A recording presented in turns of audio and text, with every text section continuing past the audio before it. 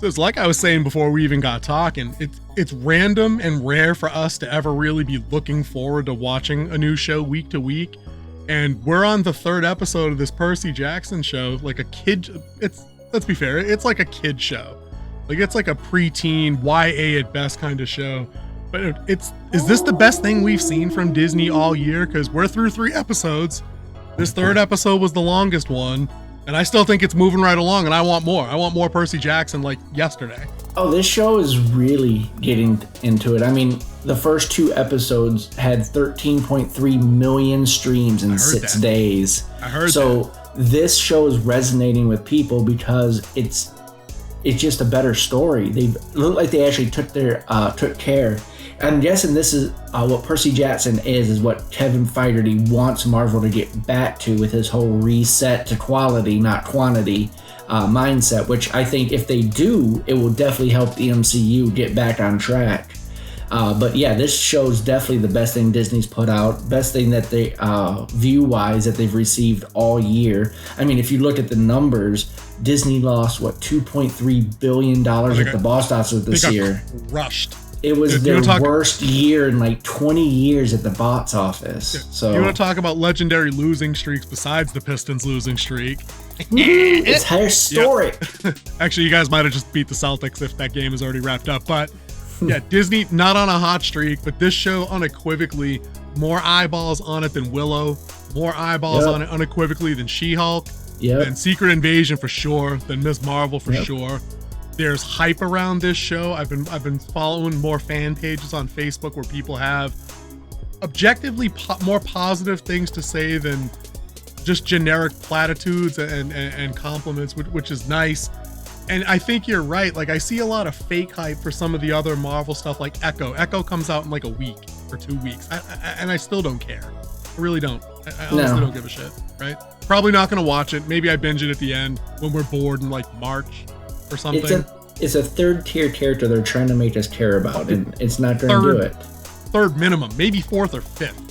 5, 1, 2, 3, 4, 5. You know what I mean?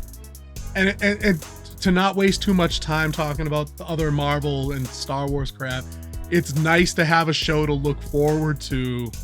That even if I'm not necessarily the planned demographic that it's shooting for, that I can still sit in and enjoy it and maybe try to get like my kid to watch it, or his older sister who's 15 now, but she still dabbles in like the Harry Potter, the fantasy stuff. So, I mean, she might get a kick out of this show too, because her life experience is only a few years removed from these kids on this show. I mean, I think this is the kind of show that I wouldn't have any hesitation watching on my own or watching with my kids or letting them watch unsupervised going forward. Like if we got too busy doing other stuff and couldn't watch this week to week, I wouldn't mind them watching this, but I still have questions about letting them watch Star Wars and Marvel and some other things on that network unattended for, reasons, parentally, parentally inclined reasons, things like that. But let's talk show specifics, because I think, like you said, it's moving in a great direction. Percy has to embark on the quest to Hades. He's got to recover the Master Bolt to the underworld. He's going to go visit Hades to retrieve the Master Bolt that they think has been stolen and is there. Side quest, main quest for him, maybe rescue Mom, because it was broken to him last week at the end of episode 2. Mom's is alive and in Hades. So the episode kicks off in typical hero fashion. He's got to choose not accomplices. What's the better word there? Members of the companions. Fellowship. Companions. Yes, that's the word I was going for. Companions, not accomplices. No accomplices here, right? So they put him through that scene. He's got to select. He goes with Grover, his actual best friend, and he goes with the most talented person that everybody in the camp kinda did a little girl bossy stuff last week. We didn't actually see her do anything major that kind of holds her up to the reputation that everybody else is kind of giving her. If I was him, I would have picked the Aries chick personally, because that chick looked like she could throw. But she also like she would stab him in the back too. She stabbed him in the front, then the back, and then back the car up. And exactly, right? Yeah. So he picks Annabeth and Grover to go along on the quest, and then it's kind of off from there. But to the show's credit, again, in a 45-minute show, I never felt like, even though I'm aware that they were moving from point A to point B, I didn't feel inundated by just scenes of people walking and talking for 30 minutes of the runtime. Like, they did things. Yeah. They developed the relationship not only between Percy and Annabeth, but between Grover and the two of them We get some backstory filtered in. We get a very interesting, I thought, and spoilers, it's too bad it's apparently going to be a one-off, the Medusa use of that particular creature. I thought that was very interesting because she was able to give exposition in a very interesting way to me. Like it felt like I was being told a fairy tale or being told a story. It wasn't just like a lecture. Yeah, and it goes with what his mom was telling when they were looking at the Percy statue to begin with, who was also holding up the head of Medusa as a weapon. That just because someone looks like a monster doesn't mean they're a monster. But you also saw that she had monster tendencies because what she was trying to do is undermine him and his friends. Right. So he had to choose. And like everyone had to make their choices. The only one who didn't have to make their choice was Grover, who's kind of like the rock of this group. He's Sam. He's Samwise. Yeah. And 100%. Because he has history with both the two other people on this, he can actually be that with that stupid song, which is perfect for this type of show. But it was cringy funny though. Like I did cringe. But again, it works when everything else is played serious and it stays in genre, in demographic, in age bracket. You can get away with cheesy, cringy stuff because I expect that kind of thing. If Jon Snow broke out the consensus song, during the Battle of Winterfell, I'd be like, the fuck is going on? But that's something that these other stupid shows do. Everything needs to be a joke. Everything needs to undermine moments of seriousness as they go. Mm-hmm. And this show, where it fits in most, they just tend to play the tone of the scenes and let things breathe. Like they actually let things work and develop. And like you said, with Grover having history between the two, they very subtly planted at towards the very beginning a little bit of character background for him. His uncle was a satyr that walked the satyr paths and was an explorer and kind of sort of legendary on his own. And then we get like a gut punch at the end when they realize his fate. Yeah. But then they kind of build him up a little bit and give Grover something to aspire to, where it's like, hey, my uncle's down here. He's all a stone statue, but he doesn't look terrified like everybody else does. And the statue's just kind of standing there, chin up, eyes open, defiant. You know what I mean? So it's just little things like that are the things I appreciate the most so far from this show. What about you? Well, the other part that's subtle in this too is like he was talking about like how he was his famed uncle, the explorer and stuff like that, and he didn't make it past Trenton. Right. He's like, it puts that little doubt, like, how are we going to get past Trenton if he never did? So Shades of the Goonies. It was the Goonies when they find Chester Cobblepot down in the tunnel, and they're like, oh snap, the pro only got this far. Right, dude, exactly. Great call, great read. Yeah, and that gives you that sense of maybe you won't. Like another way to put it is like in wrestling, I just reviewed Iron Claw, you should go check it out. Is the near fall. If your near fall doesn't make it feel like the other person can win. Like right now, Gunther's like the Intercontinental Champion. One of the things, and him and Roman Reigns are really good at this, of kicking out at the 2.9 mark, right before the 3 count. And right before the hand comes down. Yeah, and when you're looking at it, you're like, this guy's not winning the title. He's not taking the title off someone who's had the title for 3 years. Yeah. But if he doesn't have those believable near falls, it gives you that little doubt, like maybe he can win this. Gotta sell it. Yeah. True. So, and that's what this is. This is that little doubt, like they didn't make it past this, and if we don't come together, we will never make it past this point. Great point. I think kind of in that same vein of just little things that they do in such a short amount of time comparatively to it. Maybe it's not even short amount of time, just like it's the right amount of time maybe. Oh yeah, 44 minutes is great for a show. Yeah, so I was just going to think like that's series what it should be. Right. So I mean, then I think again that the pacing is tight because when I'm looking at like how the character relationships develop here, right? We get Percy being read his, and it opens like an episode of Goosebumps. Let me back all the way up to the beginning.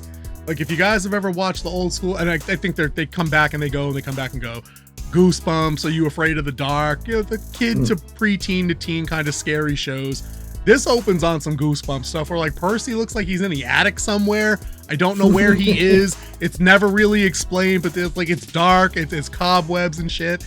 There's scary stuff all around, and there's some creepy what you think is like a dead person sitting in a chair.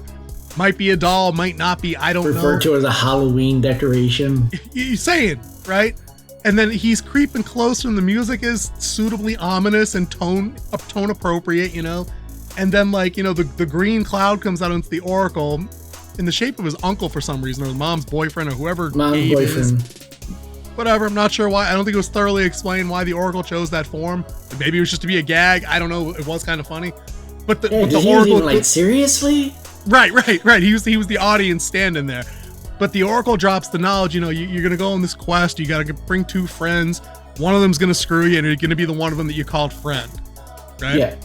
So we get the setup there, and then the good character development comes is that this kid actually has to make good decisions, right?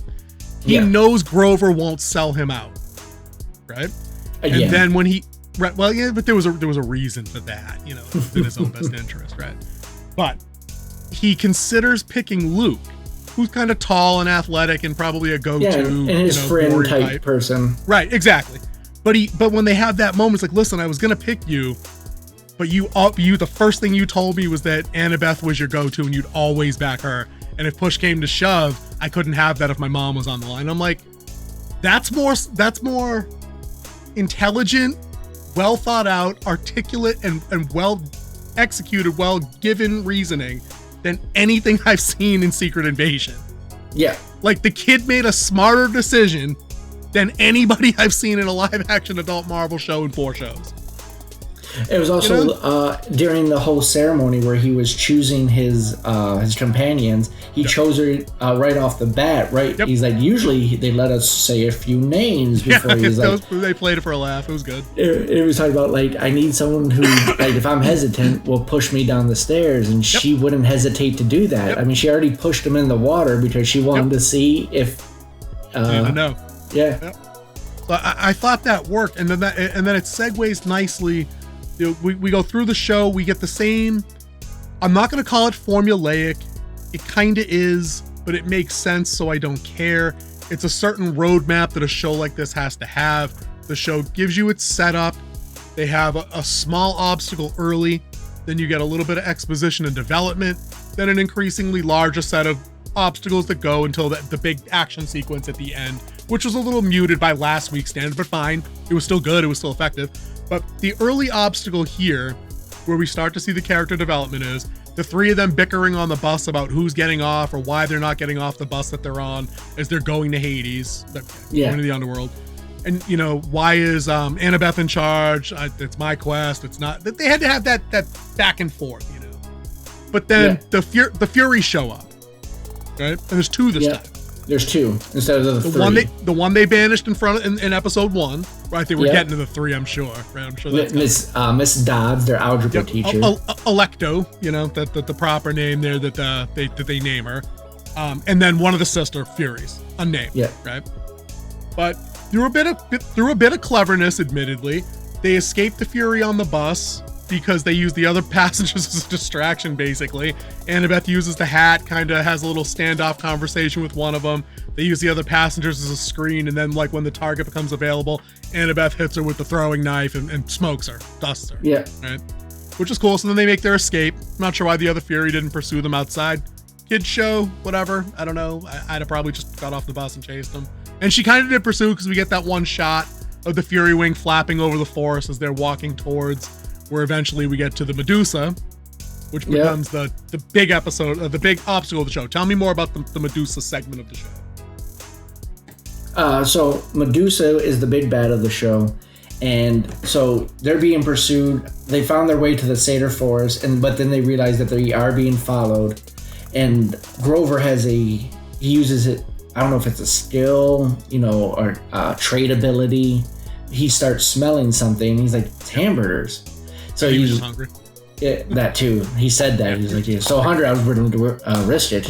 Maybe the food was poison. But he was rolled like, D20 past the hunger check. Yeah, he was like, he's like, I'm hungry. No, he's like, I smell hamburgers. He's like, I'm smelling hamburgers. We're on a Seder path. This is one of our people. Yep. But you don't know if it's good or bad. And then when they walk up, you start seeing the stone garden. Yep. Now, in the original movie, she was a vendor of these stone gardens to normal people. It was actually out on the main street where they found her. It wasn't on a Seder path That's one of the variations for this, which is I think is more accurate towards the book. I'm pointing towards my bookshelf back here where I actually have the books. I'm actually home right now, which is great. Welcome home. So, with that said, they get there, and then the Fury comes in to take them, and then Medusa is like, not on my doorstep. She's like, I'm done with your guys' bickering. She moved off to get away from everybody, and she's like, well, one wants to rip you in shreds, and is like, and one is offering you lunch. Who are you going to choose? And she walks inside.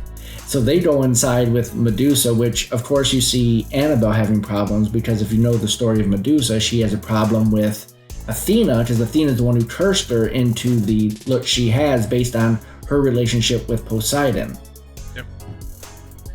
So they get in there, and Percy follows Medusa into the kitchen after a little discussion about food and stuff like that, where Percy and Grover start eating, and Annabelle's reluctant to come in. They sit down, and of course there's a verbal altercation between them, where it makes escalating, makes Medusa walks off to go get the food. She said she smells something burning. Lunch must be ready. Yeah, I was like, okay, you just said lunch is ready, and not said the weird part of lunch burning, but okay. Yeah, it still worked. And she but goes it was off. tense, and it was good. And the actress doing Medusa, I thought was very creepy. Yeah. We just talked for a second about how they lit her, how her face is obscured with the veil. You don't see the snake hair thing. There's no green scales on her hands. I thought they very cleverly played their budget in this one as those effects go. We never got a dead ass look at her in sharp focus, in bright light. And I feel like, again, not to keep dumping on Marvel, but that might have been where Marvel did some dumb shit, where they would have showed you too much, and I'd have come away thinking, oh, that looks dumb. But here, I didn't get enough of a look at it. Yeah, it leaves a little bit, what does they say? A little bit to desire. Sometimes what scares you more is what you don't see than what you do see. The Jaws effect. Yeah, the Jaws effect. And they played it up perfect, and she had a valid reason of why she was the way she was, but she also was away from that, that monster that they were all taught. Like, her whole purpose was just to turn people to stone. She's completely evil, and here she's just she just wants to be left alone, and she's only turning people who bother her into stone. Right. At this point, maybe she was done with the monster life and wanted to turn it around. Who knows? But then she offers what would you say this was? Because one, Annabelle had an offer on the table where she would just take Percy and leave her on her quest to do what she needs to do. And then this was the same one. Medusa doesn't care about the War of the Gods, so she offered to get Percy out of Annabeth's way so she could just roll in the underworld, unimpeded and handle business. And then she offers Percy the opposite of that deal, where, hey, your friends are going to stop you from getting your mom, because I know the prophecy or whatever. I know what the Oracle would have told you. The Oracle told you, one of them is going to screw you when it counts the most for you. So you could just leave them two here, and, you could go get your mom. And that's when he makes the decision. How do you know that they'll have your back when you have to choose between finishing the quest and saving your mom? Yep, pretty much. And she's like, I can take them out, turn them into stone, and you can go on and do what you need to do. And which is a great callback at the very end between them, between Annabelle and Percy at the end. Yep. And then, so he runs away. So she's like, well, he decided it's time to. Right, because she turns around and he's hightailed it out of the kitchen. She was at the stove doing stuff. He was standing behind her as they were talking. Right. Now this is the part I don't get in. Is my only real nitpick is why do they go down to the basement? Downstairs?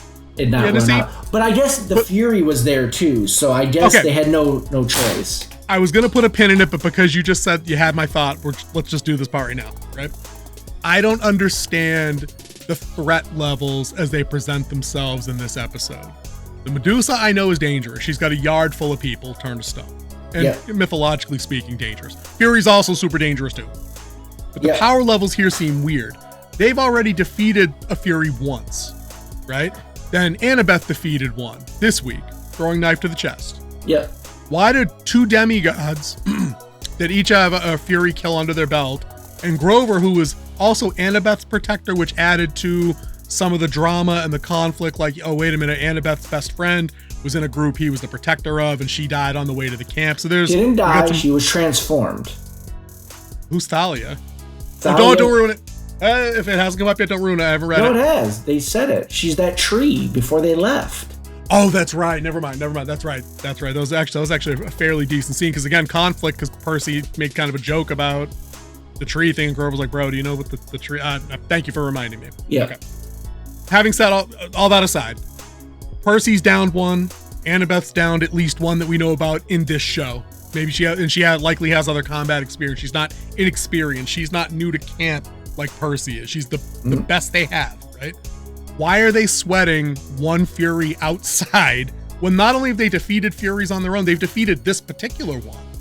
He's got the sword, she's got the throwing knife, she's got the cap. He didn't kill her last time, The banished, kill, removed, took off the board. Same as the one that she got with the throwing knife in this episode. Why are they sweating this chick? Why? When you're going up against I'm with you. A higher threat level with Medusa with the power, like there is no coming back from that. Right, dude, then run outside. I'm with you. Run outside and kill this chick again and then go. You know what I mean? I'd take my chances outside. But the plot needed to happen. So if we're knocking the show this week, it's the plot needed to happen with Medusa this week. And it did. Right? Yeah. Because the kids go downstairs into the basement, which isn't a basement. It's very much the classical Medusa's lair from like Clash of the Titans instant vibe in my head. You know what I mean? It's this sprawling, subterranean, torch lit, burning fires in the background, distant kind of thing. You know what I mean? It looked like straight out of that. They do the little game of hide and seek. They're kind of bobbing and weaving and getting out of the way. She does the classic villain approach, which I thought was kind of funny, where she's kind of smack talking him. Oh, it was the self-righteous daughter that chose self-righteousness for herself, even though I offered her a deal. And then I don't remember what she said about Percy, but she was talking smack about him too. And then they have to put their little plan into effect, but Grover screws it up. He's like, yeah, I'm going to put on the Hermes shoes that, Luke gave Percy at the beginning of the episode. But like he puts them on, and as he's saying what the plan is, the fucking shoes just go. Yeah, he said the word that brought them to life. Right. So I think it's Annabeth that goes, all right, so plan B, and they have to come up with something else. But again, it was Marvel funny at the time where it should have been Marvel funny. That was supposed to be funny. You know what I mean? That was supposed to be their humor lightning scene before it got real. And then it got real. You know what I mean? You get the Medusa stalking you kind of thing. So they do the kind of typical, actually it's not the typical thing, because usually in the Medusa stuff, they always get you with the reflection on the shield. They reflect the gaze back and turn her to stone. It went down different this week, and I thought it was kind of clever. Tell us about it. What did you think of it? I was going to ask you the same question. Like, how do you like how they defeated Medusa? I liked it because number one, it was smart. It was show smart. It was new, but it was show smart, and I'm more into that. That they used Annabeth's hat that her mother Athena gave her that gives her invisibility powers. Yeah. They threw that on Medusa's head without her knowing to make her disappear so they couldn't see her.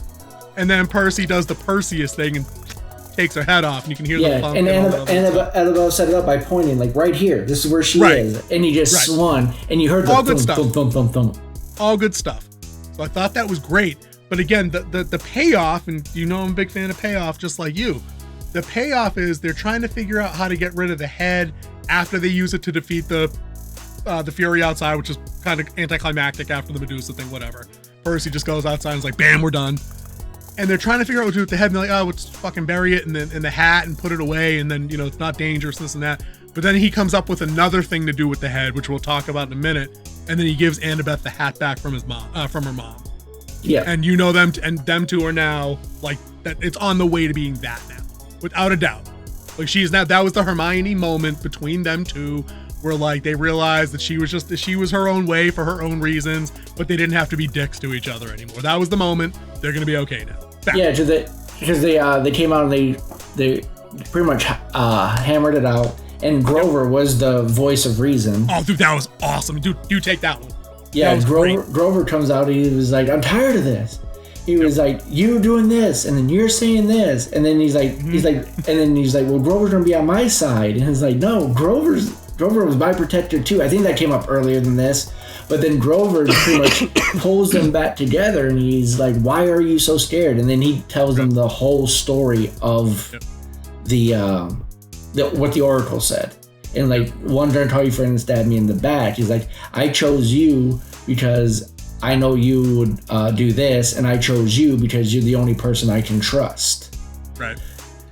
And then he was like, so what's this about, if you lure him out of the deal you made? Like she told me if I lured you out and gave you I could go on my quest. And how did you respond? I killed her sister. Okay. Yeah. And then he was like, what about this Medusa doing this? It's like, she offered that I could go on my quest and she'll take you two on. How'd you refuse? I cut off her head. Cut her head off, right? I mean, so again, beautiful. So unit cohesion has now been achieved 3 episodes in a meaningful way that had emotional stakes for all 3 of these characters. You know what I mean?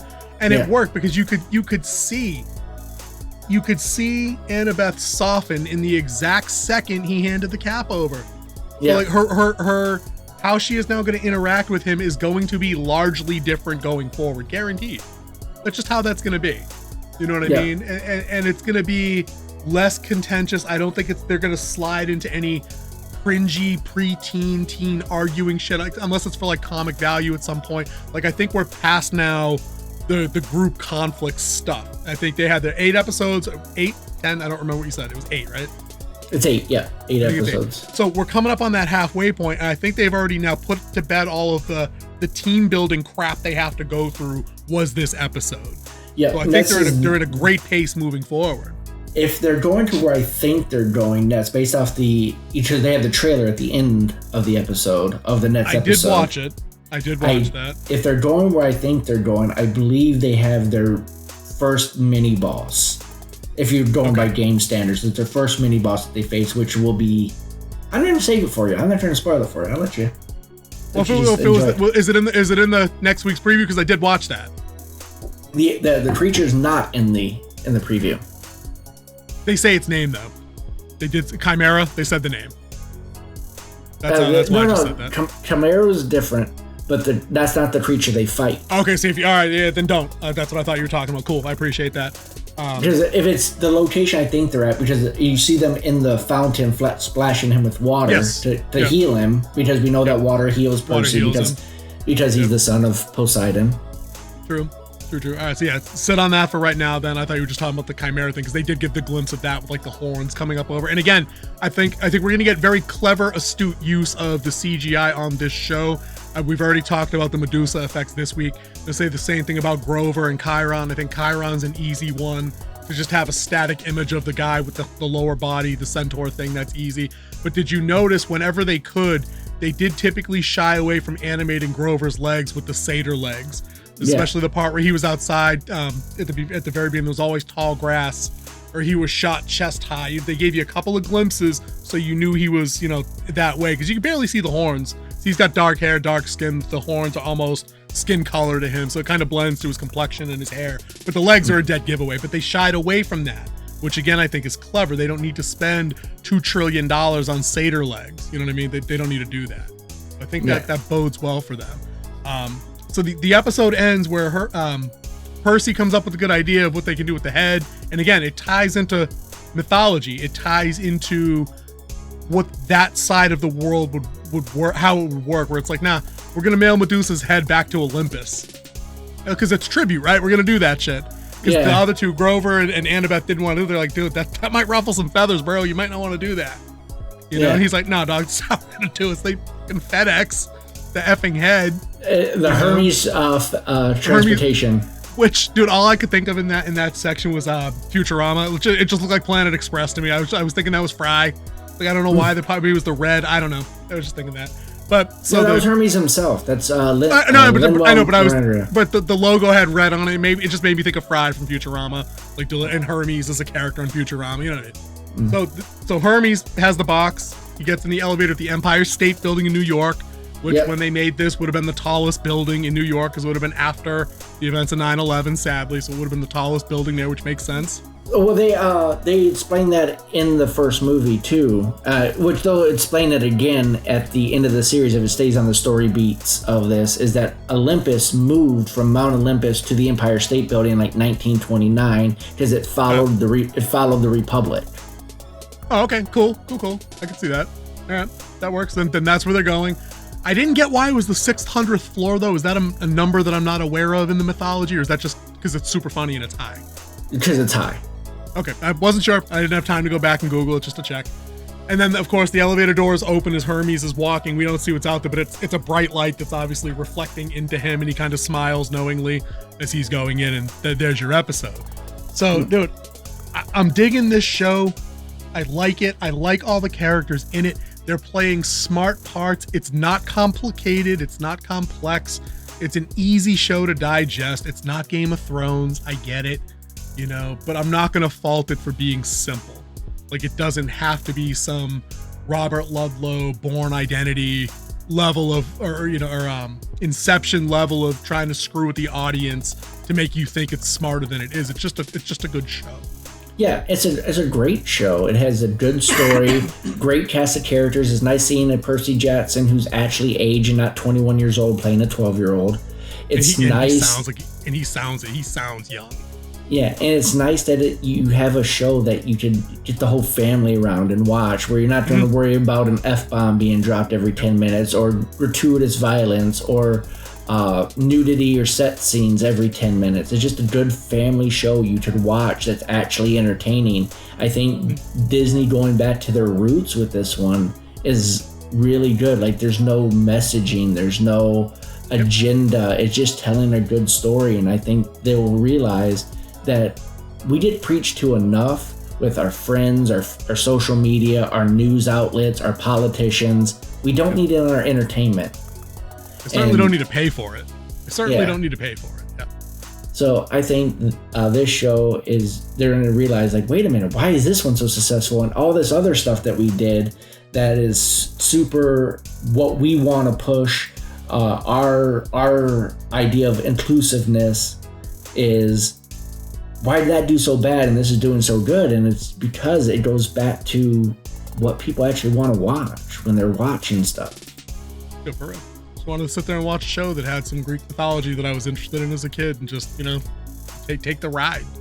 Yeah. And I think they're largely accomplishing that, because once again I'm sitting here a week later, and it probably hasn't been since probably Andor anyway, or that we both co-watched.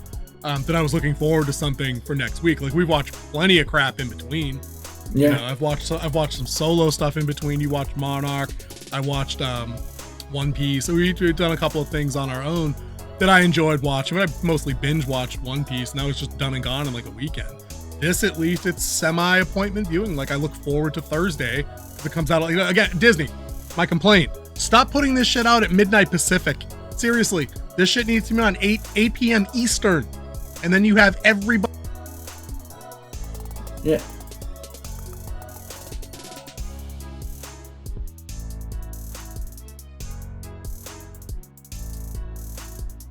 Yeah. Because remember, Eastern time zone is where decisions are made, not East Coast bias, baby. Saying,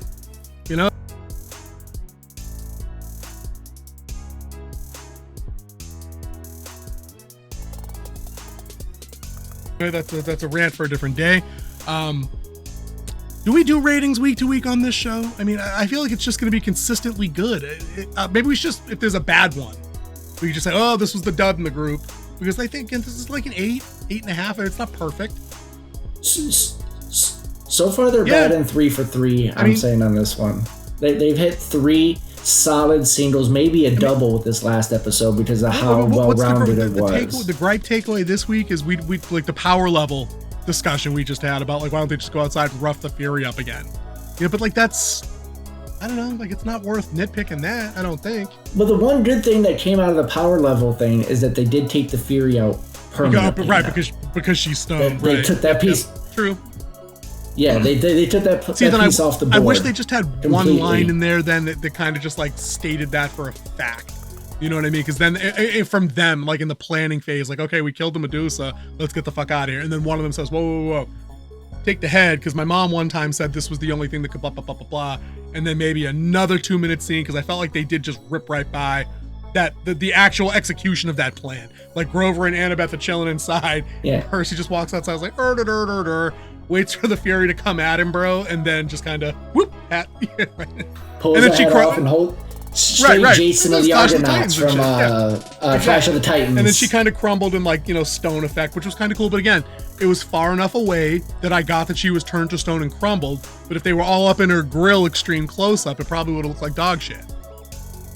You know, so I just think they probably wisely played that card. So yeah, dude, I'm saying 3 for 3 so far. Worth watching. We're gonna keep watching this show week to week. I did like the kid moment in there too, where they're like, "Are you sure it's facing the right way?" There was some. It's Goonies humor, but that works. These kids are 12. That shit's supposed to work. They're not all supposed to be 22-year-old cynical world weary douche nozzles. I mean, maybe Annabeth, maybe, but like only one of them should be. You know, it shouldn't be all of them. Yeah. Well, and like Percy did have like a sheltered life, like his mom had him in private school and stuff like that. Private schools everywhere he went, but you know, he doesn't. He's sheltered from the mythological world, 100%. Yeah, for sure. That. Where she had to fight for survival because she ran with a forbidden child as well. This is her second forbidden child that she's running with. Ooh. Percy's a forbidden child. The one who got turned into a tree. Annabeth. I thought you said Percy's mom was running with him. I'm like, what? Yeah. She had another kid? I didn't know about that. My bad. No, Annabelle. Right. No, this is Annabelle's second run with a forbidden child. She was part of that group that Luke was in. Right. Yeah, dude. So I'm digging it. Any other? Do you want to throw a score, or are we just going with the 3 for 3 thing? I'm going with the 3 for 3. This one was a double. Other two were singles. We're doing singles to win ball games. Our official scoring, our scoring scheme is now going to be all sports related. Okay, all right. So the first two episodes were in singles. I'd say probably 3 doubles. Because I'm going to go with 3 doubles and this is what's going to screw it up at some point. It won't be story so much as it'll be pacing. They're going to stretch one of these out too much, and they'll make that mistake. And it'll be in the middle. It'll be episode probably 5, right? Where the runtime will just not deserve whatever number of minutes over 40 they give it. And I go, all right, I did fall asleep in the middle of this because they were just sitting around belly aching in like a cave or some shit. You know, like it'll be right around episode 5, I think, but then it'll probably pick right back up. And if you're right and it's a season per book, it's got to end strong. It'll probably pick business right up at episode 6. You know, get you that Dark Night of the Soul, get you the mounting thing, and then boom, resolution. Because I don't think they only have the 8 episodes to just kind of mess around with. So yeah, 3 doubles for right now. Yeah. All right, dude, let's get out of here. Say goodnight to everybody for me. All right. Well, thank you for coming along our journey of reviewing Percy Jackson and the Olympians on Disney Plus. We have one other video for it where we reviewed both the first 2 episodes because they were double released. But if you do like this video, go ahead and hit that thumbs up. Go ahead and hit that subscribe button so you never miss anything we put out. Hit that notification bell so you know exactly when it comes out so you can watch it brand new. So with that said, I think we're going to say goodnight. I'm home, so I'm going to go enjoy the rest of my week-long vacation. And I will talk to you guys next time, maybe from the road.